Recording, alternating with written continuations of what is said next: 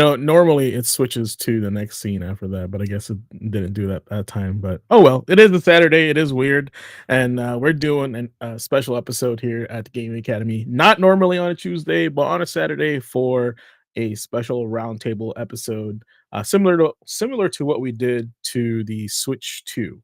So I've invited a few people on the podcast as well to discuss their opinions and maybe share their insight on the situation because we're all gamers here, and hopefully we'll get them on the show here. I did send out the invites, so maybe they'll pop up.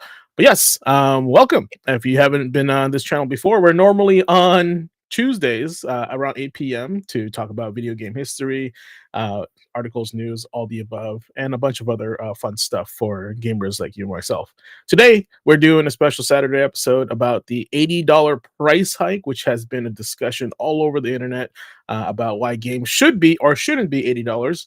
As far as Randy Pitcher agrees that they should be $80 because fans will find a way. So, speaking of not a Randy Pitcher fan, but a Borderlands fan, I brought the tragically elite here, Nick, with me today. I am a Borderlands fan, yeah. Yeah, that's right. It was That's fun right. talking about that entire, situation around it in the article, for sure. Yeah, Thanks no, for it having me was back. no, of course, of course. It's and I feel like you would have more insight with like as far as behind the scenes when it comes to dev because I don't think much of the audience understands that portion because we only see it as the side of the consumer, right? And I think it's important to have that perspective on the opposite side because you were in the industry, you know how it is. Like there's budgets, there's performance and stuff like that. So. Sure, I will say, and I've said it multiple times before, I was only in one part of the industry as well. There's so much far-reaching and complex, things going on behind the scenes with these, so it's always worth talking about anyway, just to kind of think a little bit more deeply about the medium we're interacting with, and that's why we kind of were talking about doing this little quick episode and kind of getting together and just chatting about it. Yeah, for sure. And then I made this little image here for us. Well, I don't know why it's doing that, but here we go. But yeah, so if I did send out a link here to an invitation to a few of our guests that usually on our normal show, and they agreed to come on and chat with us. So I think they should be coming on, and we'll see them in the back room here shortly. But let's get to the straight to the point. Should video games be $80? And I brought a little pros and cons chart with me here. So let's see if I can pull this up.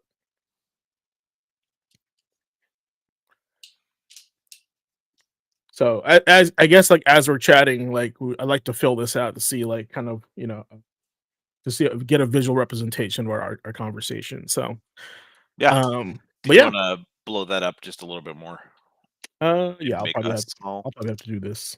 There Yeah, we go. let's see if I can zoom in here. Hey, all right. Getting high tech here. I can start charging more. Right. I like my text super small. I don't know why. I just do. I like No, seeing I the do whole too. thing. Yeah. Like if you look at any of my settings on my computer, text is small because I've even on my ultra wide. I'm sitting here just I want to be able to see it from far away. There's too much information I need to get through. Absolutely. Okay. Yeah. I'm glad. Well, I'm glad we're in agreement on that because we're probably about to throw, throw some smoke in both directions here. So should video games be $80? My first mental reaction to this, not emotional reaction, but my logical reaction to this is yes. And the reason why I say yes is because things are just getting more expensive, right? For sure. And I've said this before on the regular show that video games have been inflation free for so long. Well, have things like consoles, not so much. They've always gradually increased in price as long with the technology. But at the same time, like games have been steadily like $60, not 90 to $100 for the deluxe, and then 100 plus for the collector's edition. As you argued on the show, that game development has increased massively ever since the PlayStation 2 era, and studios are getting bigger. There's more teams all across the board, right? And I can't even keep up how many studios Ubisoft has, stuff like that. And a $20 price hike to keep people employed, to keep I don't know, to keep the people employed, but to keep the cost of living or the cost of developing games that we love should be applied. Of course, there's some nuance to this, and I'd like to hear your response. Yeah, definitely nuance. Just for people listening, if they weren't on the podcast or haven't watched the VOD on it yet, highly recommend it because we kind of go off on a couple tangents and have a little back and forth on it. But the long and the short of it is the too long didn't read, if you will. On the discussion we had was the cost of development is a lot higher than a lot of people are able to see. I used an example of Borderlands 3 because we're talking about Borderlands 4 in Randy Pitcher's comments. And I looked up, and Borderlands 3 had a development staff of about 1,600 people. And I pulled up the average pay in the Seattle area, at least, for what some of the reports had said general wages are for those kind of development roles. Mhm. Just to fair warn, I looked it up again right before this, and it's higher than I thought. But anyway, I did a quick calculation right there on stream, and it came out to pretty damn expensive. Like we're talking, over $100,000 in just salaries and stuff for the size of development studio. And this was trying to like shoot for an average, just to say, like, yeah, they have to be able to employ all these people to make this game on this scale for what they're trying to go for that people want to buy into. So if you count the like 3-4 years in development, those salaries plus everything else, like, yeah, you can see why it needs to sell a certain amount. Yeah. So you said there's a lot of nuance to this, depending on the size of it, depending on the size of the group is behind it, that are building it. Like, yeah, video game development is super freaking expensive nowadays. I think this conversation is good because as you were doing your intro, the first thing I thought about was this is going to go back to the same argument we always made, even if it was $60. Is it worth your time? Yes or no? Do you feel Mhm. you're getting your money's worth? So if you're getting an $80 game, something, let's say, like even with GTA, say it's GTA 6, let's say it's $80 for whatever, and say it's not 100, say it's 80. You're probably going to be putting in how many hours on it, especially if you're playing GTA Online, like maybe 100 hours into that game. You're going to feel like you're getting your money's worth even at that higher price point. Yeah. So I think it's kind of sticker shock, but at the same time, you're going to go fall back on that the same old adage we were just talking about. Is it worth your time? Is it worth your money? Like 60 versus 80 for as many more hours you're going to get out of it, and how complex these games are getting. I don't know, Yeah. man. That's kind of where I'm at. I agree. As the more complex games get, especially with like network infrastructure, online, live, what do you call this? Battle passes and live service games. They're definitely more complicated than a single player game, right? But then again, that game is also supported longer than your single player game, depending on the nature of the game. Now, I've been kind of like thinking about this lately, and I feel like even the title itself of the debate, like, should video games be $80 is kind of like, misleading in a way. And I feel like it should be saying like, should triple A games be $80, you know? Because there Yeah. are gonna be indie games that are like not gonna be 80, they're gonna be 20, 40, and they're not gonna be any different than they were before. But I think we're speaking to the mainstream gamer when these guys I call these guys when we work together at a store, the guys that play the Call of Duties and the Maddens every year. They buy it every year. They buy it. Now, even GTA, they buy that every year whenever it comes out, right? So those games tend to be a little bit more, uh, I'm not going to say, lack of a better term, complicated, but at the same time, they do get a lot of support. Matter of fact, I think Madden should be the first game that should be live service. Technically, you know what I'm saying? Because like, why not just download Madden as a platform and then download the new roster every year? They don't need to remake the game again and again and again. But I Well, understand they want to add more features and stuff, right? I understand that. yeah, I was gonna say, like, the tricky thing about the whole conversation is one of the biggest knocks against games like FC 25 and Madden, is Mhm. that every year it feels like very tiny amount of changes and then a brand new title you have to pay full price for. Yeah, Like, yeah, people hate that, especially FC right now. FC's getting a lot of flack after they pulled the FIFA name on it. It just felt like it was just rolled out with like no changes, and there's so many people playing that game that just hate the latest iteration because of that reason. It doesn't feel worthwhile because they're paying full price and they're getting a subpar product in their minds. yeah, Um, the flip side of that is, I think we need to take like the battle pass thing and separate that, because things like battle passes and things like microtransactions are a way to fuel more money into the game development itself to help pay off some of this development. I'm sure we're going to talk a little bit more about this, the cost of these games. The reason that a lot of these games started including stuff like that is the need to recoup from their losses, because they're losing so much money on a lot of these AAA titles for the cost versus the price on that $60. But the flip side to that is with Madden, if you try to do this online platform, what happens when you do gigantic updates? Do people then just need to buy the expansion that gets them the updates? People are going to hate that too. Yeah. Again, it's just going to come down to like, is it worthwhile? If they do these updates and it's like $30 and it's not game breaking, you can still play with the people that have the old ones. You have the option to do it, like maybe something like that, but that's kind of a different conversation. Yeah, I've definitely like talked to somebody about Madden, and you know, every person that plays Madden loves a specific one for per year, right? And so like they'll say like, oh, 24 is the best, 23 is the best because of X reason. So I think like being able to, I don't know if this is a thing because I don't play Madden, but if you're able to update the roster, because you could care less about the changes in the gameplay, even if for like $10, that'd be a great update to that game, right? Now this has nothing to do with $80. What I'm saying, these are more just alternatives to kind of like the solution. But as far as like you're right, I think like games being worth it needs to be the first thing that needs to be put into the equation here, right? Yeah. So, but yeah, we got Andre here in the back Oh, Andre. room. Yeah. So let's let him in and see what he thinks. Hello, can you hear us? You Hello. can't hear you if you're talking.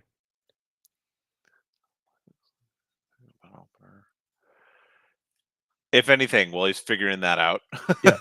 what I would say, what this argument really comes down to for me, is just optics. What it appears to be to people, um, because of so many years of what feels like predatory practices by companies. Hmm. A lot of cases they are, but it feels like that as a consumer is more so what I meant. Increasing the price on top of that, when it doesn't Yeah. feel like we're getting tangibly anything different, is why people are so upset. And that's the reality these game development companies just have to deal with. And that's why it's important to have conversations like this. At least I feel that way, right? Yeah. Um, because like the value proposition can still be there, like we just said, with it going up in price. People can still feel they're getting their money's worth out of it. So, getting an $8 game for spending hundreds of hours on it is still a good value, whether it's $20 more or not. Let's also say, for the sake of this argument, if going up to $80 means less reliance on microtransactions and less reliance on systems like that, that seems like a net benefit to a lot of gripes that gamers have. Not to say that a lot of these companies are going to pull that out of there. They still want to make as Yeah. much money as they can, I kind don't of think thing, that's gonna right? be a thing. Yeah. Right, right, right. But I'm just saying, like, some of these smaller teams that are getting into the AAA space, maybe they don't need to have a battle pass. Maybe they don't need to design it as an online service platform. They could just have a single player game or a multiplayer game that just has, verses on it. They don't need to ultra monetize it outside of like a seasonal thing, right? I mean, personally, I think these companies, like, regardless of, you know, if the $10 price hike, because right now technically Sony's leading the charge. Well, now it's going to be Nintendo with the price changes. Um, I think it had to do with, yeah. That I think Andre has a little subtitle here in his Discord called, and it says "Devils in the Details," right? So, Mhm. for example, like, and the reason why I'm bringing this up is because, like, I'm reading somewhere that when you buy a Switch game for $80, I think like Mario Kart World, right? You're still just getting like the key to access that game. Not You're not actually getting the game as a cartridge on that cartridge, right? So you're still downloading it, and the key is the things to unlock it. This was very reminiscent of the Xbox One era, right? This is exactly the same thing, but just in the Nintendo world. Because if I let that copy to my friend, he can't use that key to play the game. He has to get his own key, but he can download it, but he has to get his own key.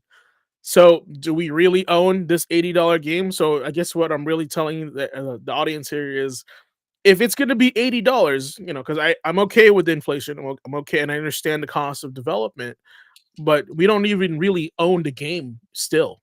you know? So that is definitely very nuanced. Like, With that nuance, who do you blame in that situation? The developer, the publisher, or the console maker?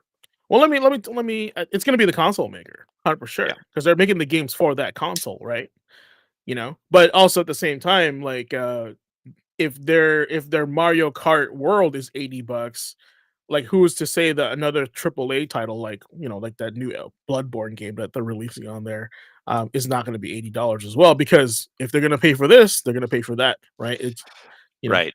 With that argument, that is a little bit of what if ism, Mhm, only because we don't know yet if Mario Kart World is worth the money, like we said at the very top.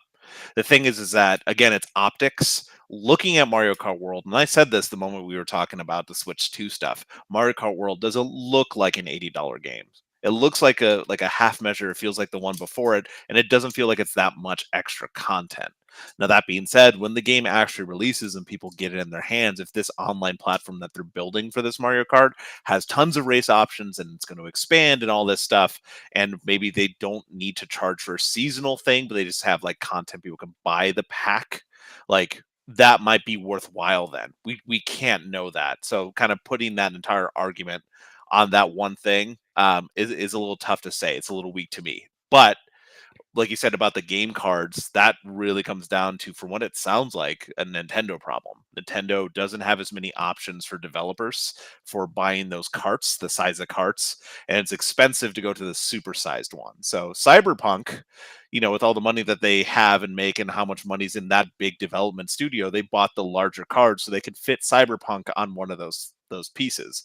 But something like Bravely Default, they probably can't afford to get that giant one, so they have to go with the smaller one, which is why it's a game key, because they only can get part of the data on there, and then you have to download the rest. So just for some gamers like looking at this situation, understand it's not always up to the developer. It's down to like what is offered to them.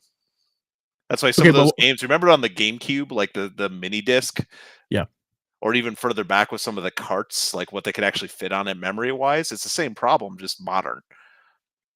okay, but the question is why $80 then? Like, I understand where you're coming from, like, Well, when Bravely they could Default isn't $80. okay, but it's also a rehash title? Sure, but that's not full $80 though. It's cheaper. And again, it's going to be a value proposition, right? You're going to get a game that's a little bit cheaper. It may have been a game you played before, but not everyone has played it. Well, So they're releasing it at a lower price point. one would argue that Mario Kart 8 or Mario Kart World is just an expansion of Mario Kart 8. I've never Well, played it, so I don't know. you're Yeah, right, and that's the thing though, so you're yeah, arguing that point on a game you haven't played that is new, that no one's played except for people on Nintendo or people that have had some hands-on behind the scenes. We yeah. don't know yet if it's going to have that value. I would argue the previous iteration is where we can have that argument because you had Mario Kart 8 re-released multiple times, essentially, across 2 different generations, right? Mhm.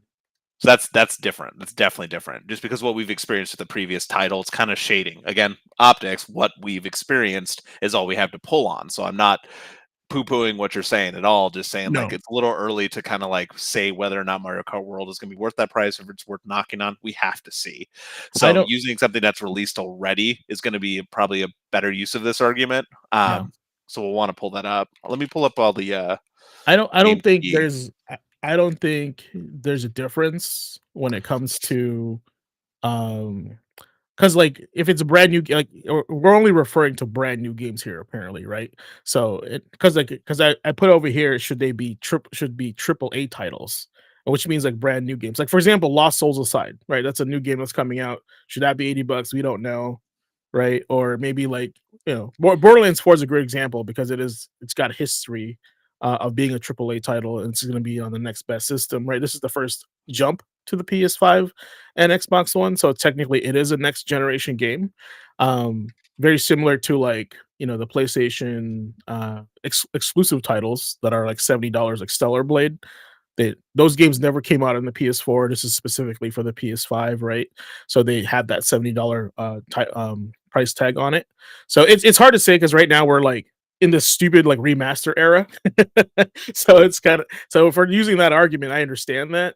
But like what dictates them to my understanding, it dictates how much money they spent on the game to consider it AAA and AA, right? kind of. It's not just what they spent on it because some games can go way over budget. It's more so the size of their team and the scope of the game. So if the game is large in scope and has Mhm. all these features behind it and all this technology behind it, as well as a budget, that's what makes it AAA, is that scope, scale, and feature rich aspect of it. It's not how much money they spent on it. Take Bravely Default, for example. If they had a smaller budget and then went way over it for whatever reason, maybe it needed to be rebooted, that doesn't make it AAA. The production is still smaller. It's just it spiraled out of its control, either from bad management or needing to be rebooted.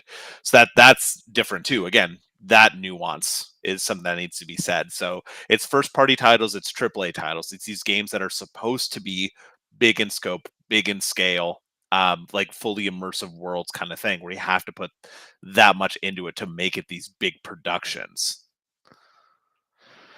Roger, can you hear us? I don't see a voice slider on your mic. It's like you don't have a microphone. It's not being detected. It might need to Maybe be something in the settings. I know I had it to change it around on mine. it probably has microphone blocked on his browser. That's probably what it is. Because this is technically a browser issue. If everything works on your PC just fine. So So you're saying it's a skill issue? yeah, skill up, not skill down. Yeah. No, it's wild, and, like, pricing is gonna be dictated, of course, by them to, like, it's is it worth like you said, like, how much m money did we put into this with tech, brand new stuff, production, right? Unfortunately, if maybe, like, what I'm hearing too is if you have a double A budget game that's planned for double A and they go over in it, right? Like, maybe they're late to like, a year, like, for example, we were talking about, Marathon, about pushing it back, right? So they're gonna go over budget if they push it back a year, right? So, but it's still gonna be double A because it was intended to be double A, is what you're saying. Yeah, yeah, Okay. because it's not planning on scaling up. It just may have Yeah. had production issues.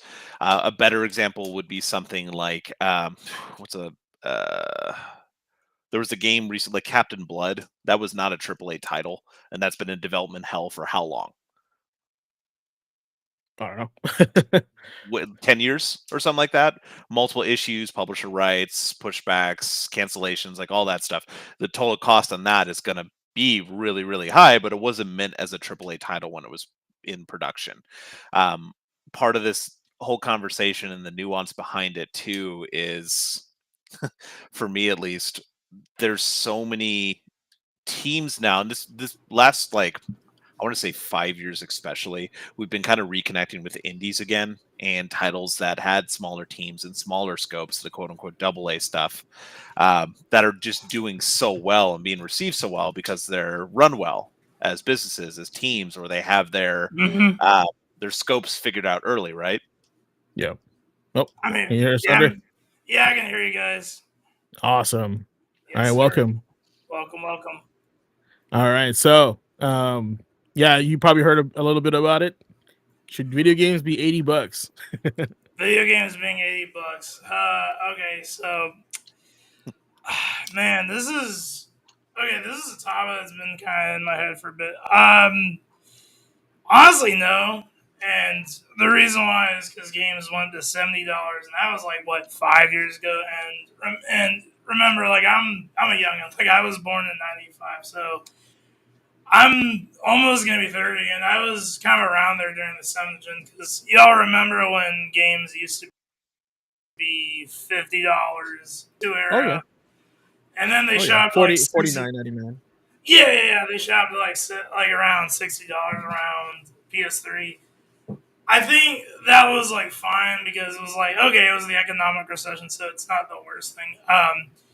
And I think it was like most of like probably like most of 7th gen. So I want to say the very end, the tail end of 8th gen when they did the price jump. I was fine with it because remember it was. I think at that point we were paying like almost like what $59 for like 10 years. So I don't think that was too bad. So I think to answer your question on like $80, I sort of do feel like it's going to take an effect maybe 2 to 3 years from now because I mean, shoot, we'll probably see like $80. I don't know, $80 Mario games, $80 Call of Duties, stuff like that. So I think $80 is going to happen pretty soon. Just I feel it's going to take a few years because games are still kind of like what $70, even though a lot of some of the biggest games this year, like Expedition 33 and Split Fiction, are a lot cheaper than a normal game. So that's really my take on the matter. So I think They were a lot cheaper because they were a lot cheaper to produce. Yeah, so exactly. They didn't need to charge that much. Mm-hmm. And there was no 100%. guarantee that that Expedition was going to do well. It just happened to. Not to knock the team, like it's a great game. So what I'm yeah. going to get to the root of Yeah. your argument here. It sounds like from what you're saying is that you've seen a pattern over time where games were 50, then they were 60, and then now they're 70, right? And now you're saying like it's probably just going to happen anyway, just because of inflation and time, where they're going to turn to 80, right? Is that what you're saying? Yeah. I think, because I think game prices I think it was always going to get expensive. It's just, I feel like going up to $80 in like less than like, let's say, a year, I feel like that would be too early. Maybe give it time and it'll probably happen. But, yeah, that's kind of what I think personally. Though I feel like it's, because some devs still do like $60 games for at least most major games, like at least other companies. But I think it's gonna catch on soon. Yeah, and I think this is why indie devs are important, because it gives another option for gamers, like us, that that play beyond what's in front of us. And what I mean by that is like, and I say this to Nick all the time, beyond the Call of Duties and the Madden players that buy their same games every year, and they don't expand to other games because they're the casual gamers, right? Even now, there's free to play games that people can just jump on and play, and they're saying that they're gamers, but they've never touched an indie game in their life. So, but I think I'm always speaking for, and I'm not like trying to like call anybody out. What I'm saying is that I'm speaking for the ones that they go above and beyond what's the mainstream gaming titles, and so they want to make sure that like, hey, I'm interested in this genre, but I play different genres. Indie games provide another solution to a saturated market, that give us another option to not spend $80. I think that's where I'm getting at. They give us an option to not spend $80 on this very. Dude, GQ, yeah, 100%, man. Because that's what Balatro and Vampire Survivors are really popular now. Because Vampire Survivors is like what, $5, but you can pretty much spend like 300 hours on that game if you want to. Because it's got a very simplistic gameplay loop, but very addicting too, and it doesn't really waste your time either. You can pretty much play that game whenever you feel like it. Same with Balatro. It's like a pick up and play game, and a lot of people usually gravitate towards those games, and nothing wrong with it. Actually, I think having those kind of games stay around, was good because, for example, when Minecraft like first came out, I hated Minecraft. I thought, this game is garbage. This game is never going to catch on. It sucks. But over time, I started realizing, this game's actually not too bad. I can see what they're going with. Like you can literally build, explore, and stuff like that. I think it really has its appeal, and it's definitely blown up the last. I think Minecraft's been around for like 14, 15 years now. It's definitely blown up. So. Does anybody know how much Minecraft was when it first came out? I think Minecraft was, let me check. I think it was like 10 or something like that. Man, the margin on that thing, amazing. Let's see the Minecraft price. I think it was. It like, it was higher than that. The Java edition was 25, essentially. Okay, yeah, Nick. Yeah, you're correct, Nick. 25. Okay, so. Yeah, when it first launched. Okay. And that was just for the PC Java edition. Right. See, here's the thing. Like, I feel like now, if Minecraft were to be repackaged, and they would jam pack so many things to it to make it $80 for you to buy, right? and it's probably gonna be like, includes X amount of texture packs, X amount of models, right? Because, dude, they have to make it. I don't think that's the case. What do you think? I don't think Minecraft would ever be $80, even when they packaged it and other things and added a bunch of content. It never got above 50. There's no reason to was there I guess like what I'm saying is like, is there any Mhm. monetary content that you can add to Minecraft that they can bundle for $80? not directly. They didn't build that into it. Okay. Yeah. Well, you're good. It's good. It wasn't meant to be a full price title. Yeah, it looks like it. The standard and then deluxe edition at most hit 39. That's the most they ever charged for it, and that's when it made the leap to console. hmm Because you know, like for example, like MK1 I think is the best example of this situation right now, where a lot of people would argue, and I think if Ace was here, he'd agree with me that MK1 is not worth its $70 price tag, or I think it's 60, but it's not worth its $60 price tag because you have to buy Combat Pack 1 and 2, and then also the what is that, the Chaos expansion as well. Chaos So Reigns. yeah, Chaos Reigns, I think when it first released was $40. So that's $100 right there, and $20 each for those combat packs. That's $140 for the full edition of MK1. So now they just released the definitive edition, which is I'm assuming it's going to be $60 again, but that includes everything. So that's a value price right there. So technically, if you math that out, you're saving like what, $80 worth of content. So the real question is, was MK1 actually $140 to begin with, right? Or are we just getting like, you know, is that separate? I mean, enlighten me here, Nick, if you have any input on it. Yeah, I'll let Well, go ahead, Andre. Nick take this one. Okay, Actually, I'll take it. Okay. go.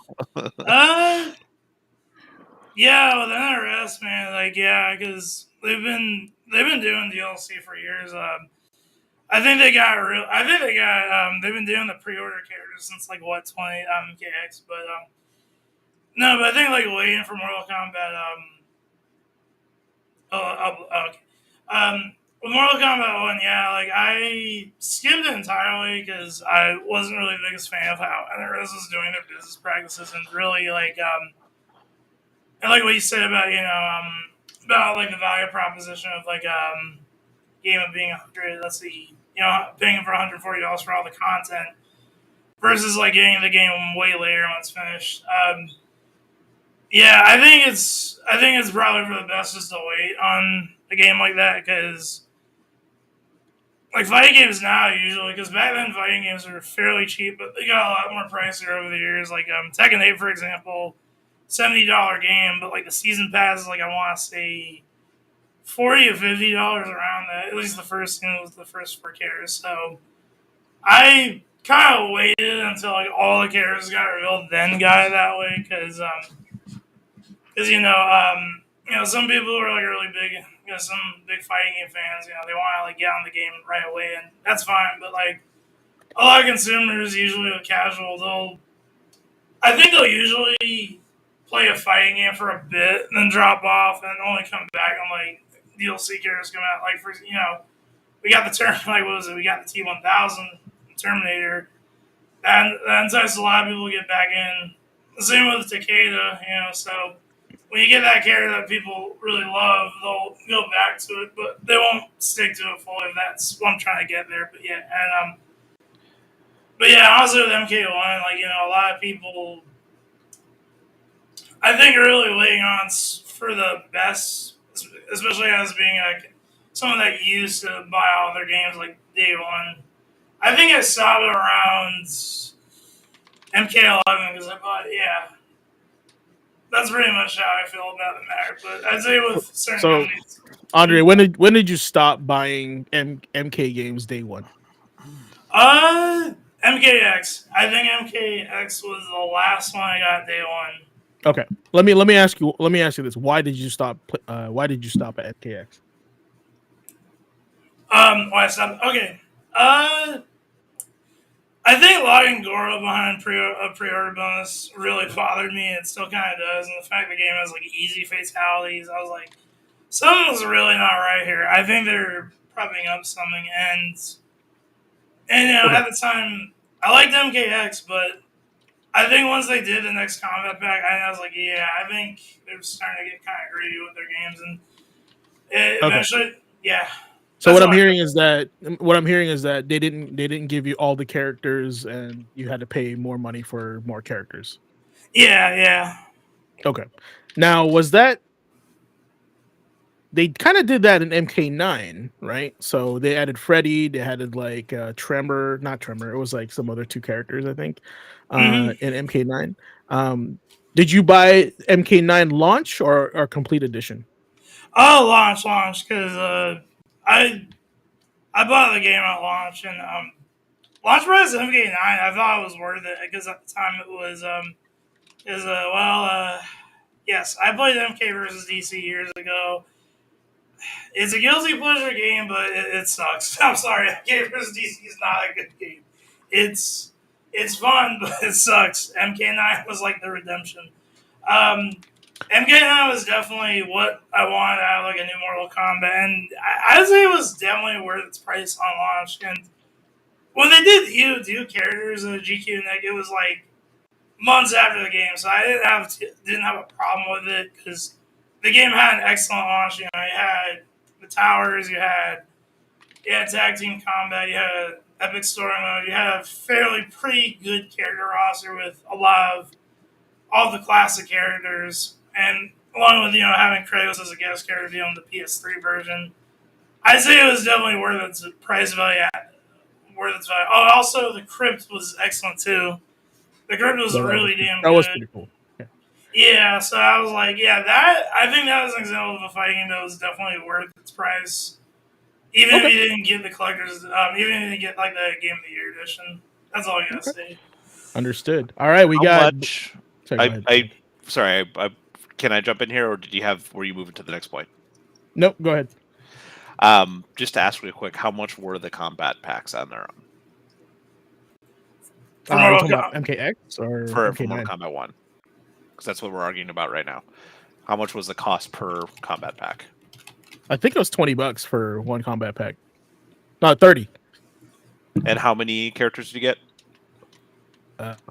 5. Let's see, one, two, So three, four, five, six, six. going as best as I can, because I haven't played this one, but in general understanding, just for the sake of this conversation, since we're talking about this, breaking it down and adding nuance, the thing I'd say about this situation is that when you buy a game at launch and then buy the DLC as it releases, it costs money to dev those things. That's why DLC is continued to work on and why they have to charge for it. They're not going to charge in the base game and then give you that for free. Otherwise, they're going to have to increase the price of the base game. Now, the big issue with this is Mortal Kombat 1, according to you two and two fans from IC Online, is it didn't feel worth it.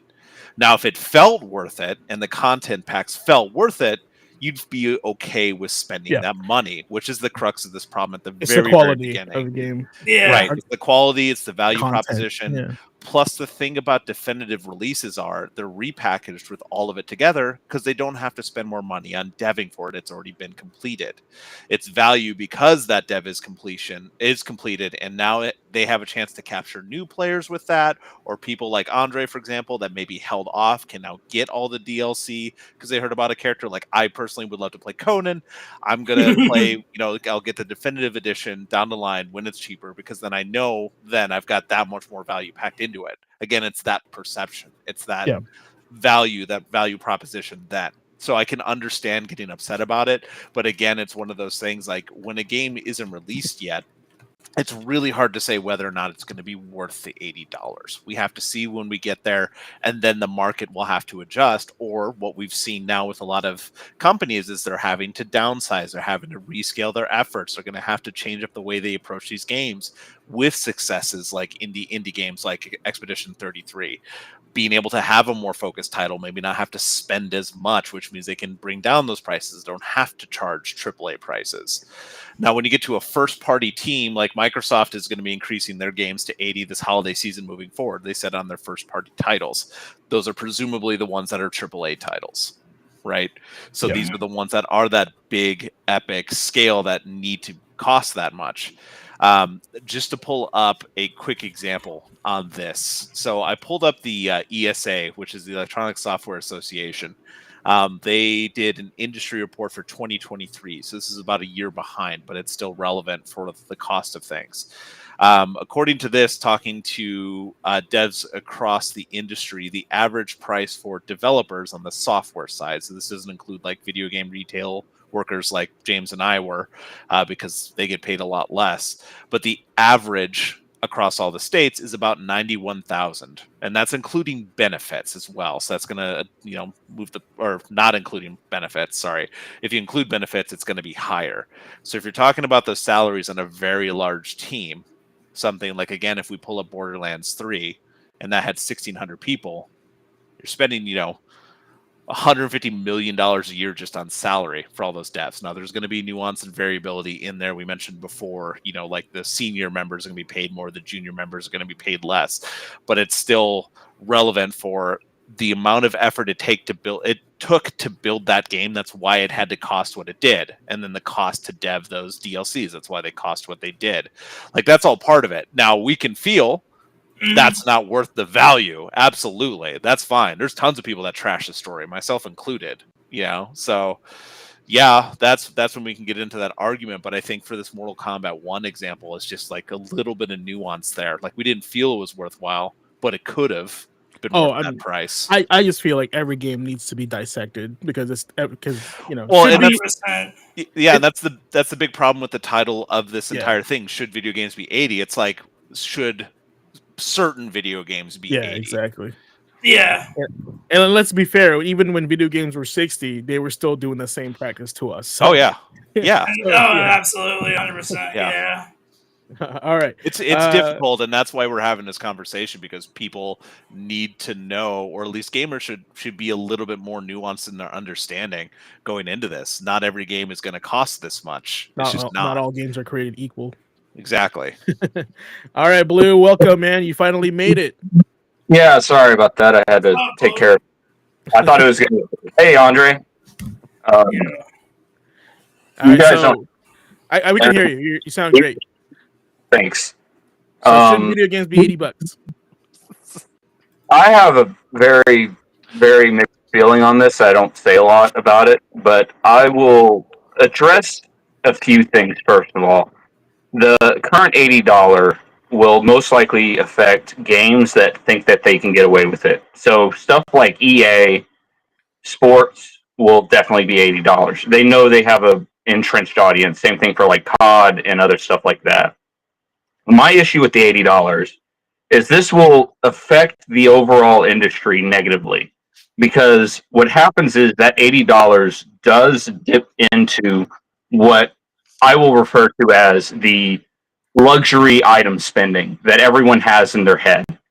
Everyone here, and you have a budget in your head. It's not an exact amount, but how much you're willing to spend on nice things for yourself, because that's how much you know you can spend. With that $80, say they only buy 3 games a year. They buy Madden, they buy Call of Duty, and maybe they buy something else. Well, if this increases to $80, that means that it would be $240 instead of $180, and maybe it's $200 for their luxury spending.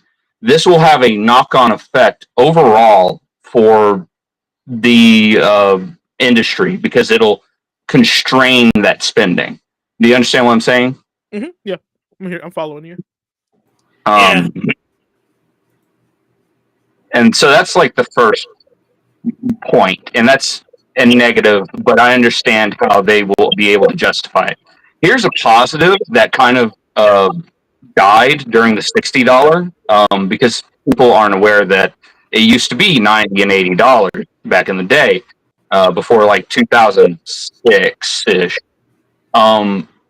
Those higher prices were used for more niche titles like RTSs and simulators and stuff like that. But then it was mostly held down by GameStop that required $60. And so those people had to lower their prices, and this affected their bottom line to where they didn't have enough customers to be able to justify making a game for their normal budget to make a profit back. And this killed off a lot of genres during the 7th gen. the positive could be some of these more niche genres could come back. You could have justifications for larger prices if someone is that hell bent on having a specific thing. Hell, as much of a scam as I think it is, Star Citizen is a great example of that. Yeah. People want their space simulator. There are those people, I guarantee you, would spend $120 just to have a fantastic space simulator. So that's kind of a positive. I'm trying to think, like, other negatives. I mean, there's a lot of discussion to have around it. It's really tough and nuanced. But just a flat, it's a complete negative. But I also know we're going to get into a period where there's going to be a bunch of people who try to get to $80 and they fail. Because you'll have games, and I've been trying to look for the God of War Ragnarok numbers because they had to lower it to 60 on Steam, I think, because it wasn't selling as well. Let me check to make sure I'm not wrong on that one. Yeah, they had to lower God of War Ragnarok. It was 70 originally. It's now $60. It came down to 60 really quickly because it wasn't selling as much as they wanted. And so that higher price does have a knock-on effect at some point because, again, like I said, it's a luxury item. Oh, and also, I just want to bring this up. I don't like the woe is me. We've been having games for $60 price for so long, and you guys have almost been stealing from us because the reality is when it became $60, the 7th gen was one of the greatest expansions of the gaming market there ever was. And that's because the consoles were, one, very cheap, especially the Xbox 360. Despite the Red Ring of Death, it was super popular because it was cheap. 2, because games actually got a lot cheaper. It became a more accessible market. By increasing these prices, you will constrain that market. You might have the people locked in. Hell, I'll even use the Alana Pierce video that Nick mentioned. She even says that. It's now just mostly kind of 30-year-old people. And there really isn't a good entry point cheap for other people to come in. Yeah, that's great. Yeah, I agree. I agree. Adding that to the list. Because 7 gen. I've been. Gone. I'm sorry. I've been thinking about this for a long time because that's why I'm able to say a lot of this concisely and clearly because I don't. And again, like I said, I'm not 100% against $80, but I do see the overall problem it'll bring towards the industry. Maybe Microsoft, and maybe if somehow cloud gaming's not doesn't have all the problems it has, that'll become a thing. But even then, I'm not sure. I think the increase to 80 for Microsoft just adds more value to Game Pass. That you know what I'm saying? I think that's a great move on their behalf because they win either way. You pay $10 more for this game, or you just get it on Game Pass and download our Game Pass. You know? Yeah, I mean, Microsoft is following what the industry is setting, which is what some of these companies are doing. They're just like, hey, this is the new standard. We're going to do that as well. They all have been citing the cost of increases being that, but now it's just like, hey, if they're doing it, there's no reason why we can't. And hopefully that value is worthwhile. To speak to what Blue was talking about, just to add a little bit of nuance to this. Retailers like GameStop never set the prices, and they were not the ones applying pressure. Those are publishers that are doing that. And the cost of games like on Super Nintendo back in the day, the reason that those prices were so high, like 60, 70, even $80, was the cost of making cartridges. It was the physical cost of making those games. That's why there was a price reset when the PlayStation 1 came out with their CD-based formats. That dropped drastically the price of production. So the production of games, the producers didn't need to charge as much. That's why prices went down. A really, really good example is one that James called out before, which was Street Fighter 2, When that came out back in the day, which is just a fighting game, that cost $74.99 at launch. Nowadays, that game with inflation in today's money is $163. So they That were doesn't always feel like a $163 game, right? But that's just to say, like, Right. that's where the value's gone. That's the currency side of it. But at the same time, there was a reason those games cost what they did. That's why when Randy was talking about bringing up that Genesis game, the cost to make a physical cartridge back in the day was higher. The publishers had to tack that on to the production cost of the game Yeah. for the dev. That's why they were that much. Yeah, Yeah, actually, Go ahead, Andre. You guys go.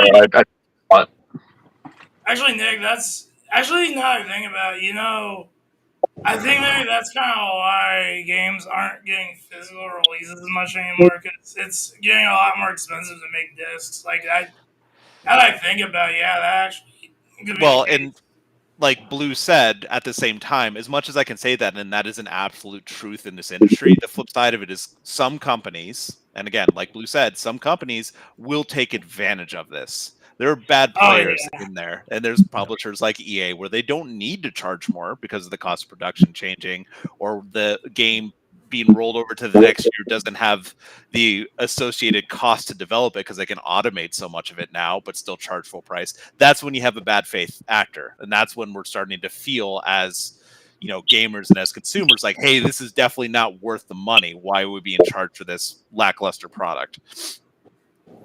And I will respond to the production of physical things because at this point in time, the reality is, despite we're kind of collectors and old school, and even I've kind of gone to this, but most games are now sold digitally. The cost to make physical has gone up probably, but it's not as important. Most of the time, even third party, all they have is that 30% cut most storefronts have, which I guarantee you that 30% cut is a lot smaller than sending something to a brick and mortar store. So they are getting that money. In fact, that was the argument that a bunch of developers made to making digital a mainstay back in the day, and that, hey, we'd be able to lower the price. And, that was a lie. It's only a lie because of the platforms. Steam is the problem there, and Epic is the problem. Now they've changed the cut they take, and the reason those games didn't drop in price is that exact reason, is that the platforms they had to go to. Steam is basically the only place you'd want to go as a small company to get your game out there in front of people, but then they take their 30%, so they can't drop the price on that because then they know they have to pay Steam 30% of their sales. Yeah. No, absolutely, 100%. Yeah. All right, guys, we're kind of leaning towards the end of the chat here. So, what kind of takeaways and kind of what do you want to share with us here? Because it seems like, according to this graph that I'm making, we're kind of still in a stalemate here. Actually, it's leaning towards more that it shouldn't be $80. So, well, honestly, what you have there, microtransactions plus live service add-ons, is not a con for being $80. That's not part of this conversation. That's a different nuance. Yeah. Shift towards digital sales and subscriptions isn't a negative. They're on both sides. I put them on both sides. Okay, yeah. Some people love that. Right. I think the long and the short of it is, which again, Andre and Blue, thank you so much for bringing on what you did, because there is an absolute need to hear that. There's a lot of nuance. It's really tricky, and if I could distill it to any point, it's just it's going to come down to each individual gamer and each individual title, whether or not they feel it's worth it. If these devs aren't able to make games that feel worth $80, then we're never going to feel it's worthwhile. 100%. Yeah. What was it? The most recent game I played was Metaphor, and I got Metaphor at $70, and I'd say, in my honest opinion, I think that game is worth full price, 100%. And playing on Game Pass was, I feel like, an absolute steal because okay, yeah, Metaphor is amazing, and okay, it's definitely worth it, but people can't get it. There's always Game Pass, which I think which, like I said, it's a good option for people to have. I think Game Pass, I think it's definitely a great option that should stay for if some people aren't able to get games at full price. Fair. Yeah, I had Baloo. What did you have to say? Well, and it's like I wouldn't even add this, but it's like we kind of talked about how the budgets are going up, but sometimes some of those budgets are going up for kind of silly reasons. A good example that I can think of is Spider-Man 2 specifically. There's an interview. I would have to find it, but did you know that they recreated the entire New York City map from the ground up for Spider-Man 2? They didn't. So it's different than the first game.